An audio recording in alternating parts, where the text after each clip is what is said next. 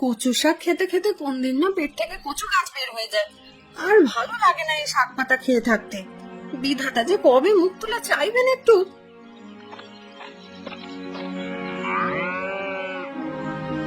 ধৈর্য ধরো গিন্নি। কথায় আছে সবুরে মেওয়া ফলে। বিধাতা সারা জীবন তো আর আমাদের দুঃখ রাখবেন না। একদিন না একদিন ঠিক সুখের মুখ দেখবো আমরা। আর কবে দেখবো জানি না, আদেও সে পর্যন্ত বেঁচে থাকবো কিনা কে জানে। অবশ্যই বেঁচে থাকবে। বিধাতা চাইলে সব সম্ভব। আমাদের দুঃখ কি আর আজীবন থাকবে নাকি? কথায় আছে দুঃখের পরেই নাকি সুখের মুখ দেখা যায়। জীবনে যদি দুঃখ না থাকে তবে সুখের মূল্য মানুষ বুঝবে কি করে বলো তো? তাই বলে এত দুঃখ? আমি যে আর পারছি না গো। এদিকে মেয়েটা বড় হচ্ছে, সামনে বর্ষার মৌসুমে গায়ে উৎসব লাগছে। যারা দুবেলা ঠিক মতো খেতে পারে না তাদের জন্য নতুন শাড়ি পরা তো বিলাসিতা মাত্র। তার উপর বর্ষার মৌসুম চলে এসেছে। এখন তো আর এই গরুর গাড়ি নিয়ে গায়ের রাস্তায় চলা যাবে না। খরার মৌসুমে যাও টুকিটাকি ভাড়ায় যেত, কিন্তু এই বর্ষার মৌসুমে যাবে কি করে? গায়ের রাস্তায় কাদায় ভরে আছে, আর বৃষ্টি বাদলায় গরুগুলো তো চলতে ভয় পায়। কি যে করব আমার মাথায় আর কোনো কিচ্ছু ঢুকছে না। মাঠে ঘাটে কাজ নেব যে সেই উপায়ও নেই। বর্ষার জন্য মাঠঘাটের কাজও সব বন্ধ হয়ে আছে। তাহলে এখন কি করবে? আমি যাই দেখি গরুর গাড়িটা নিয়ে বের হই, যদি কোনো ভাড়া পাই। দুটো কিছু মুখে দিয়ে যাও, এভাবে খালি পেটে বের হইও না।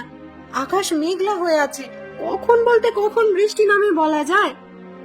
হাটে গিয়ে চা বিস্কুট খেয়ে নেবক্ষণ। ভাত যা আছে তোমরা মা মেয়েতে খেয়ে নিও। আমি এখন গেলাম গিন্নি। হ্যাঁ,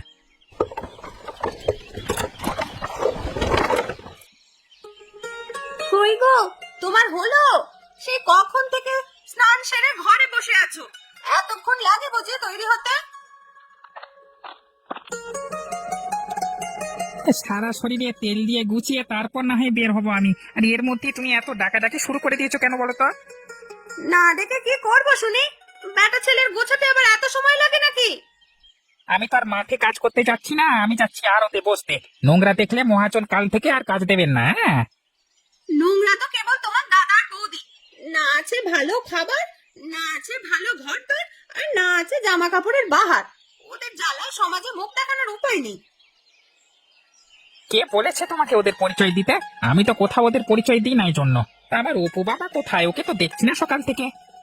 তা দেখতে কি করে? হতচ্ছাড়া ননিটার সাথে বোধহয় খেলতে বেরিয়েছে। ছেলেটাকে এত করে বলি ওই অভাগীর সাথে খেলতে যাস না, কে শুনে আমার কথা? না শুনলে দুঘা দিয়ে দেবে, তবু ওদের ধারে কাছে ঘেঁষতে দেবে না আমার ছেলেকে, ঠিক আছে?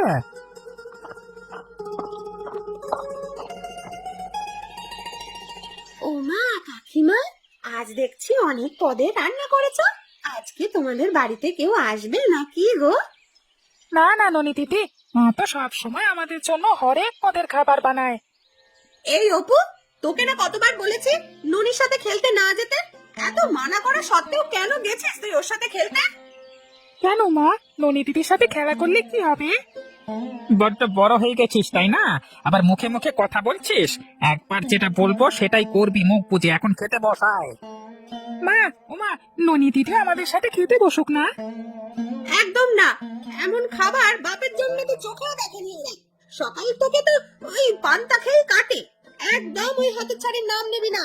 আর তুই এখনো এখানে হাবাদের মতন দাঁড়িয়ে আছিস কেন শুনি? ঠিক আছে কাকিমা, আমি চলে যাচ্ছি।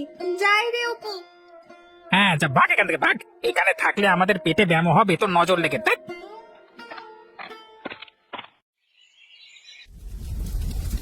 মেয়েটা সেই সকালে অপুকে নিয়ে খেলতে বের হয়েছে, এখনো বাড়িতে এলো না। সকালের পান্তা যে নষ্ট হয়ে যাবে এভাবে বেশিক্ষণ থাকলে। এই যে মহারানী, এতক্ষণে তোর আসার সময় হলো। এদিকে তোর চিন্তায় আমি ঠিক মতো রান্নায় মন দিতে পারছি না। তোকে না কতবার বলেছি এভাবে না খেয়ে খেলতে যাবি না। খাওয়া না খাওয়ায় আর কি আসে যায় মা? সেই তো প্রতিবেলার মতো আমাকে পান্তা খেয়েই থাকতে হয়। কি হয়েছে তোর মা? তুই তো এভাবে কথা বলিস না। তবে আজ কেন এভাবে কথা বলছিস? তোর মন খারাপ নাকি? জানো মা, অপুর সাথে খেলতে গিয়েছি বলে কাকা কাকিমা আমাকে আজ যাচ্ছে তাই করে বললো। আমার নাকি শুধু দিনে রাতে পান্তাই জোটে, আর কিছু খাওয়ার জোটে না।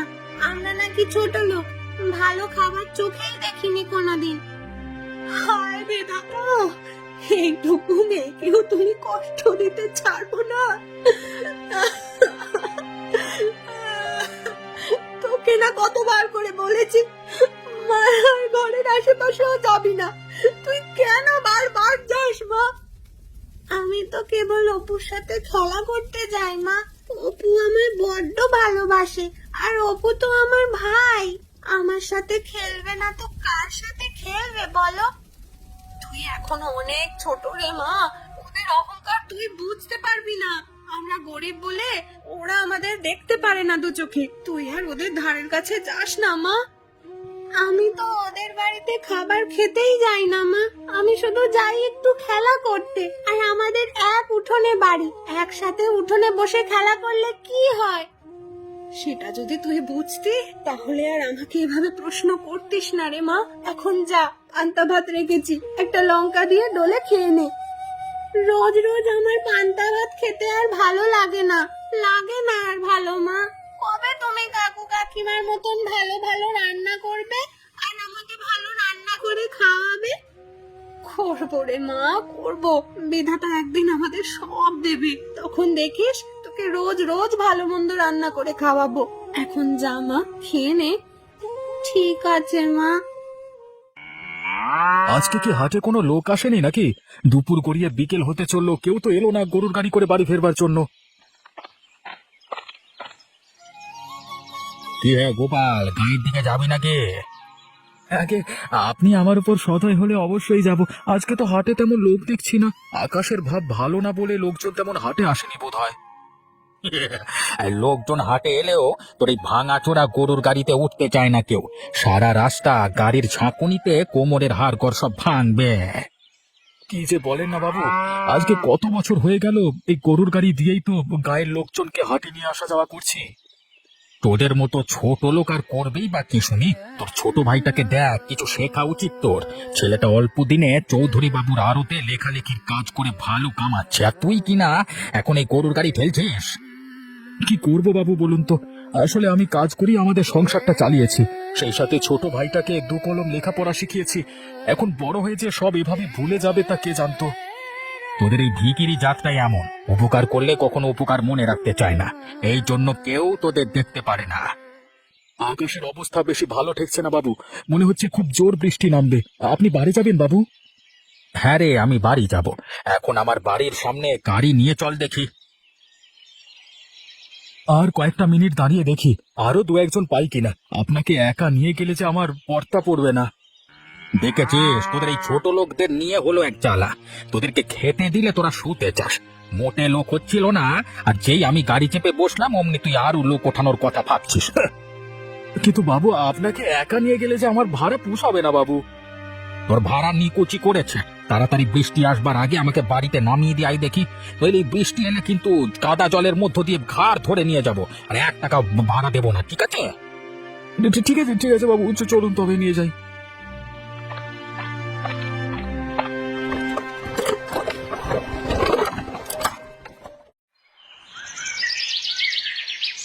কি গো মা, বাবা তো এখনো বাড়ি এলো না। অন্যদিন তো এর আগেই বাড়ি চলে আসে বাবা। আমিও তো সেটাই ভাবছি রে মা, আজ বোধহয় তোর বাবা দূরে কোথাও ভাড়ায় গেছে। কিন্তু আকাশের যে অবস্থা দেখছি, মনে হচ্ছে এক্ষুনি ধুম করে বৃষ্টি নামবে। আকাশ তো সেই বিকেল থেকেই থম মেরে আছে, মনে হচ্ছে এই বুঝি বৃষ্টি নামলো, কিন্তু বৃষ্টি তো আর হলো না। রাত তো অনেক হয়ে গেল রে মা, তুই বরং খেয়ে ঘরে গিয়ে শুয়ে পড়। তোর বাবা এলে আমি আর তোর বাবা খেয়ে নেব। তোমাদের রেখে আমি খেয়ে নেব? হ্যাঁ রে মা, সকাল হলেই তো আবার উঠে পাঠশালায় যেতে হবে তোকে, তাই বেশি দেরি করে লাভ নেই। তাড়াতাড়ি খেয়ে ঘরে গিয়ে ঘুমিয়ে পড়। ঠিক আছে মা। আজকে কচুটা কোথা থেকে এনেছো মা? বড্ড গলায় ধরছে। এত গলায় লাগছে কেন মা? বড্ড কচুটা কেমন করছে। শাক পাতা তুলতে তুলতে আশেপাশে আর কোনো শাক পাতা অবশিষ্ট নেই, তাই লতাদের বাড়ির ডোবার ধার থেকে ওই কটা কচু শাক তুলে এনেছিলাম, ওটাই রান্না করেছি। ওই জন্যই এমন গলা ধরছে। একে তো বর্ষাকাল, তার উপর ডোবায় ধারের কচু শাক। মা, ও মা, তাহলে কাল মাছ আনতে বলো না। তোর বাবার যে এই বর্ষার সময় এলে আর কাজ থাকে না রে মা। বর্ষায় কাদা জলে গরুর গাড়ি চালানো খুব কষ্টের। আমি তোর বাবাকে কিছু চুনোপুটি আনতে বলবো খন। এখন খেয়ে নে যা।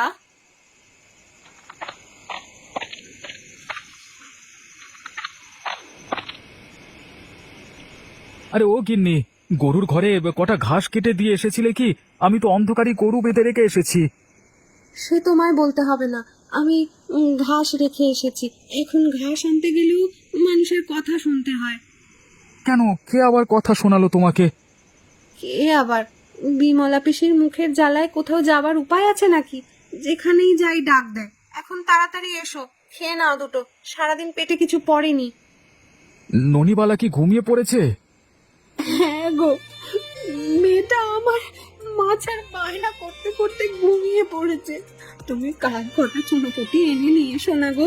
সকালে মায়া ওকে যাচ্ছে তাই করে ঘরের সামনে বিদায় করে দিয়েছে। আমরা গরিব হয়েছি বলে কি আমাদের এতই চক্ষুশূল লাগে মানুষের কাছে? আমার ওইটুকু মেয়ে কি এসবের কিছু বোঝে? কবে যে বিধাতা মুখ তুলে চাইবেন আমাদের দিকে? সারাদিন অনেক ধকল গেছে, আগে দুটো খেয়ে নাও, তারপর না হয় বসে দুটো কথা বলবে এখন। হ্যাঁ, আমারও বড্ড খিদে পেয়েছে। গিন্নি, আরে ও গিন্নি, এই বাড়ি ফিরে তোমাকে যে পোটলাটা দিয়েছিলাম সেটা এখানে আনো দেখি। ওতে আমার দরকারি কিছু জিনিস আছে।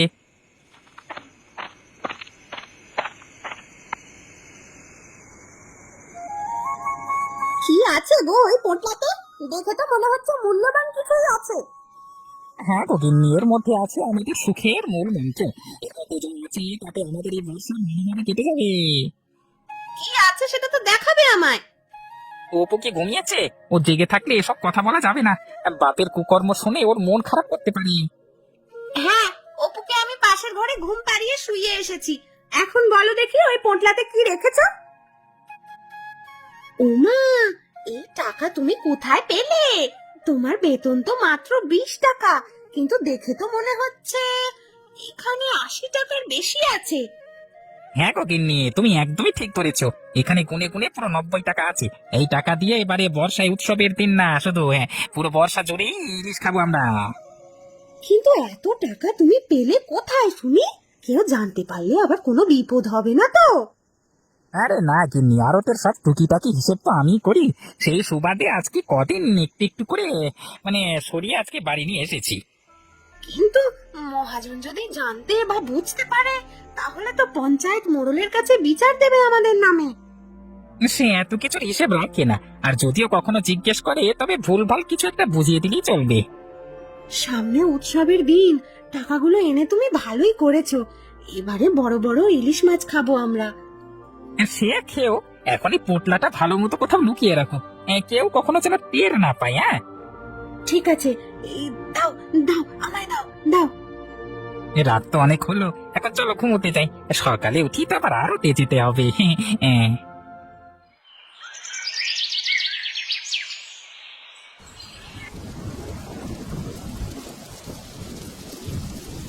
কি গো, কি এত ভাবছো সেই থেকে?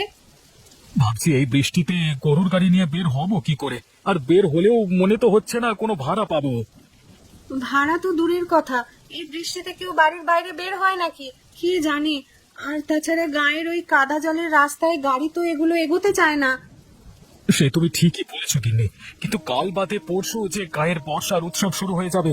সবাই নতুন জামা পরবে, ইলিশ দিয়ে ভোজ করবে। আমার মেয়েটার জন্য বড্ড খারাপ লাগছে গো। খারাপ লাগলেও এখন কি করার আছে বলো? তার থেকে কোনোভাবে তুমি বাজার থেকে ছোট মাছ বা একখানা সরপুঁটি কিনে এনো, মেয়েটাকে তাই রেঁধে দেবো। আর গত বছরের একখানা শাড়ি আছে, সেটা একটু সেলাই করে দিলেই হবে। আমাদের নিজেদের জন্য তো মনে কোনো দুঃখ নেই, কিন্তু আমার মেয়েটার জন্য যে বড্ড দুঃখ হয় আমার। আমরা তো সব বুঝি, সহ্য করে উঠতে পারি, কিন্তু ননিমা যে এখনো অবুঝ। আস্তে আস্তে সব বুঝে যাবে। গরিব ঘরে জন্মালে মানুষ তাড়াতাড়ি বাস্তবতা শেখে। বৃষ্টিটা একটু কমেছে, আমি বরং যাই নদীর ধারে গিয়ে দেখি মাছের নৌকাগুলোতে কোনো গাছ পাওয়া যায় নাকি। সে কি, এখন এই কাক ভেজা হয়ে তুমি কাজ খুঁজতে বেরোবে? তাছাড়া আর উপায় নেই। দেখি আবার মেয়েটার জন্য কিছু করতে পারি কিনা। ননির মুখে হাসি ফুটলে আমার মনে শান্তি লাগে। একটু মুখে কিছু দিয়ে যাও, খালি পেটেই বেরিয়ে যাবে। হ্যাঁ গো গিন্নি, এখন আমি গেলাম।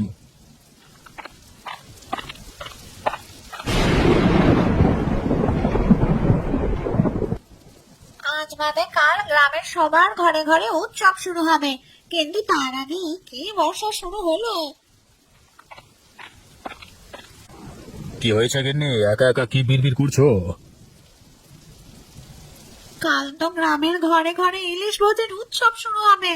এমন বর্ষা হলে লোকজন একজন আরেকজনের বাড়ি যাবে কি করে?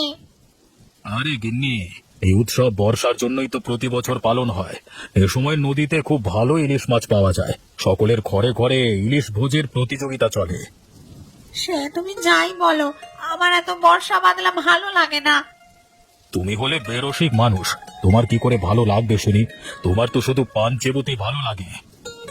হ্যাঁ, তা তুমি ঠিকই বলেছ, পান হলে আমার আর কিচ্ছুটি লাগে না। তা বাবু সেজে কোথায় যাচ্ছ তুমি এই বৃষ্টি মাথায় নিয়ে? নদীর পাড়ে যাচ্ছি, বড় বড় নৌকা বোঝাই করে ইলিশ নিয়ে এসেছে জেলেরা। তুমি তো জানোই এই বাজারে আমার কত বড় ইলিশের ব্যবসা, নিজে গিয়ে দেখে শুনে যাচাই করে নেব। সকালের জল খাবার খাবে না? না খেয়ে চলে যাবে নাকি? হ্যাঁ গিন্নি, সকালের জলখাবার খাওয়ার এখন আর সময় নেই। জলখাবার খেতে বসলে দেরি হয়ে যাবে, আর তাছাড়া বৃষ্টিটা এখন একটু কমেছে, এখন না বেরোলে আর পরে বের হতে পারবো না। ঠিক আছে, যাও তবে সাবধানে যেও। আবার ছাতাটা আবার কোথায় রাখলে? ছাতাটা দাও দেখি আমাকে। ওই দেখো, বারান্দার দেয়ালে টাঙানো আছে, ওই যে নিয়ে যাও।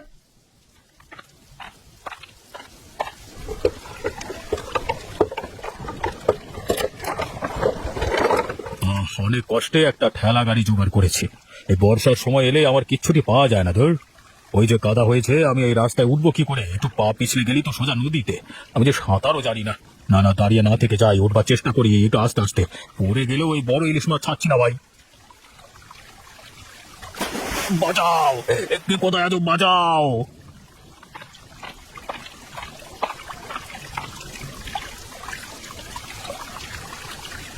তুই ও পাড়ার গোপাল না, যে গরুর গাড়ি টানিস? আগে হ্যাঁ বাবু, আপনি নদীতে পড়লেন কিভাবে? আর বলিস না সে কথা, একে তো সাঁতার জানি না, তার উপরে কাদায় পা পিছলে সোজা নদীতে পড়েছি। তা পড়লেও আপনি তো দেখি এই বড় ইলিশ মাছটা ছাড়েননি। ইলিশ মাছটা বড্ড পছন্দ হয়েছে রে। এত বড় ইলিশ দেখলে বাড়িতে গিন্নি খুব খুশি হবে। কিন্তু এই বৃষ্টি মাথায় তুই কি করতে এসেছিলিস নদীর পাড়ে?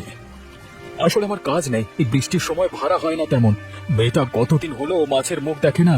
কালকে তো গ্রামে ঘরে ঘরে ইলিশ ভোজের উৎসব, তাই ভাবলাম যদি কোনো কাজ করে কিছু টাকা পাই তবে মেয়েটার জন্য একটা ছোট দেখে ইলিশ আর একটা শাড়ি কিনে নিয়ে যাব।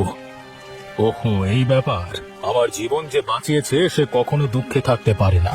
এই নে, এই বড় ইলিশটা নিয়ে যা, আর আমি তোকে কিছু টাকা দিচ্ছি, মেয়ে আর গিন্নির জন্য শাড়ি নিয়ে যা। সে কি বাবু, আপনি না বললেন এটা গিন্নিমার জন্য বাড়ি নিয়ে যাবেন? ওরে, আমি যে বেঁচে সশরীরে বাড়ি যাচ্ছি এটাই তোর গিন্নিমার জন্য অনেক। আর শোন, কাল থেকে তুই আমার কাছে কাজ করবি, তোর গাড়িতে করে মাছ হাটে নিয়ে যাব নদীর পাড় থেকে। তাহলে তো খুব ভালো হবে বাবু, আপনাকে যে কি বলে ধন্যবাদ দেবো আমি।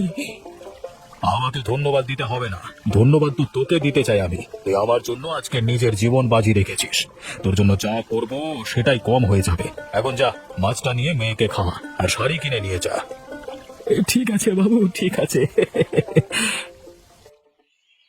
একটু আগেই এক পশলা বৃষ্টি হয়ে গেল, এখন আবার আকাশে ঘন কালো মেঘ করেছে। লোকটা তো সেই কখন বেরিয়েছে, পরিবারের সুখের জন্য কত কিছু করছে লোকটা। বিধাতা আমাদের সহায় হও তুমি। গিন্নি, আরে ও গিন্নি, কোথায় গেলে? এই দেখো কি এনেছি তোমাদের জন্য। সে কি গো, এত বড় মাছ কোথায় পেলে তুমি? আর সাথে কিসের ব্যাগ ওটা? কাল তো সবার ঘরে ইলিশ ভোজ হবে, তাহলে আমাদের ঘরে কেন হবে না? এই ব্যাগে তোমাদের জন্য শাড়ি আছে, আর এই ইলিশটা নাও, ভালো করে কেটে ভেজে রাখো, কালকে রান্না করবে। কিন্তু এত কিছু তুমি কোথায় পেলে? আরো একটা সুখবর আছে, এবার থেকে আমি মোড়ল মশাই মাছের ব্যবসাতে ভাড়ায় গরুর গাড়ি টানবো। উনি ভালো মাইনেও দেবে বলেছে, তার টাকাতেই তোমাদের শাড়ি আনলাম, আর তিনি নিজে আমাকে মাছটা দিল। বিধাতাকে কত ডেকেছি আমাদের সুখের দিনের জন্য, আজ তিনি আমাদের দিকে মুখ তুলে চাচ্ছেন। এ কি, তুমি কাঁদছো কেন গিন্নি? এ কান্না যে আমার সুখের কান্না। আমি ঘরে গিয়ে ননিকে ওর শাড়িটা দিয়ে আসি, মেয়েটা আমার বড্ড খুশি হবে। হ্যাঁ হ্যাঁ, চলো ননিকে দেখাই। আজকে যে আমার কি খুশি লাগছে গিন্নি, আজ থেকে আমাদের সকল দুঃখের অবসান হলো। হ্যাঁ গো, আমাদের সুখের থেকেও আমাদের ননির মুখের হাসিটা বড্ড মূল্যবান। ওর মুখের হাসি আমাদের সকল দুঃখ ভুলিয়ে দিয়েছে আজকে। এত বড় ইলিশ মাছ আমি আগে কখনো দেখিনি। মা আজ ইলিশ মাছ দিয়ে কত কিছু রান্না করেছে। এখন সবাই খাওয়া শুরু করি, চলো মা।